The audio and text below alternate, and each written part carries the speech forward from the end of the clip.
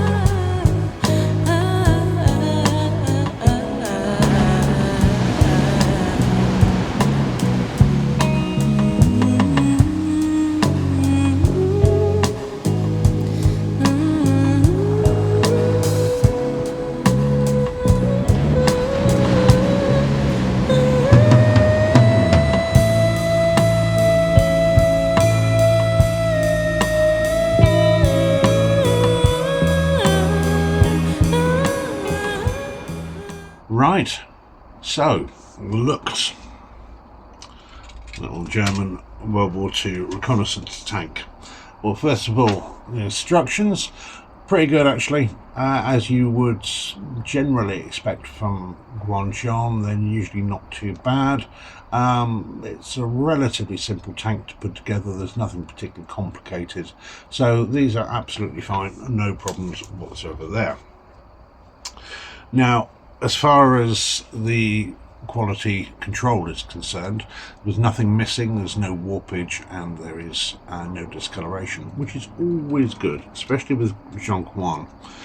Now, in the past, I have, when people have asked me different brands for recommendations and things like that, one of the things that I've sort of had as a go-to really for tanks, especially World War II tanks, is Quan Guan, because they're, even when they get it wrong with missing pieces and warped bits, their accuracy is usually spot on.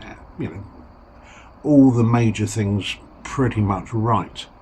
So it's with a little bit of a heavy heart that I would say that does not look like a Luchs. And I've been puzzling about it because it's not, to me, an obvious thing necessarily. But I've come down to two conclusions. The back end here is just a bit too pronounced. It needs to be in a little bit.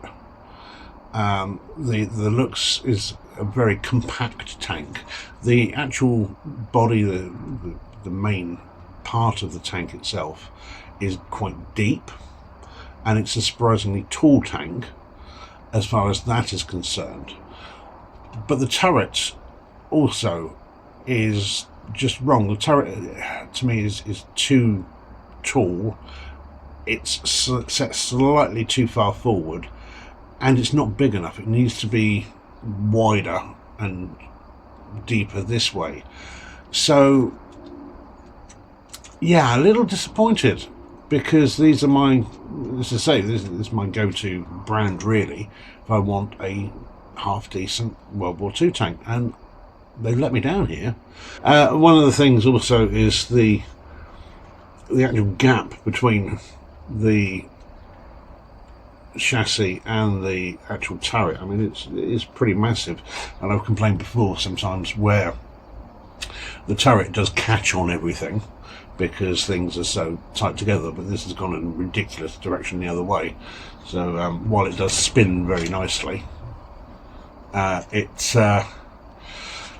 is, yeah, sticking way out there. So yeah, I'm a little disappointed with this, which is such a shame, because they've got everything else really well done. It's nice that we've got some printed bricks for the boxes on the sides, and little hatches, or not hatches, but little ports here. So there's a nice little bit of detail, not too much. You can get a bit busy on a model of this sort of size. It's also nice that the tracks are relatively wide for a small tank, which is quite good. It makes it slightly easier to put together, but also reflects the actual tank itself. Otherwise, as I say, so much of the detail they've got right, but there's this back end. It's sort of prolapse, really. It needs to be in, I would say, really it needs to be finishing about there. So it needs to be at least 2 studs worth. This one needs to be put right back in there. And that's, that turret, it's a little too tall. It needs to be wider and rounder, and needs to be set a little bit further back, which bit of a shame. I mean, it was only £10 and 19 pence all told, so it's not a particularly expensive model, definitely in the pocket money range. I think this is definitely one of those that,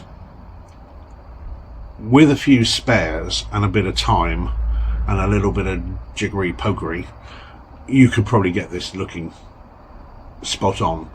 But as the model straight out of the box and following the instructions, to me it's not really a Luchs. So that's a bit of a shame. You get with it, obviously the minifigure that's in the tank there, 2 other German soldiers. You get a couple of bushes for some bizarre reason, and you get a rather intricate little tree, again for no particular reason. And another one of the things that they have continued doing, that they did on the model I reviewed, the BT7, they've got a little plaque. Again, it's all in Chinese, unfortunately, or almost all in Chinese. So the Luchs by Quan Guan, even at $10.95 straight out the box, I'm not sure I could recommend it. If you like tinkering with your models and just changing a few bits and pieces here and there, and you've got a few spares lying around, I mean, this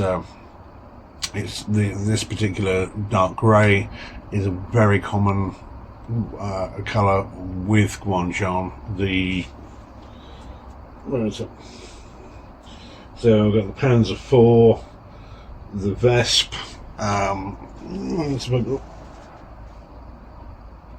nothing else around at the moment from Quan Guan, but it is this one from the range, again matching colour. So it is a very popular colour for World War II tanks. If you've got some spares in that colour, it might be worth getting to just mess around with a little bit and see if you can do better.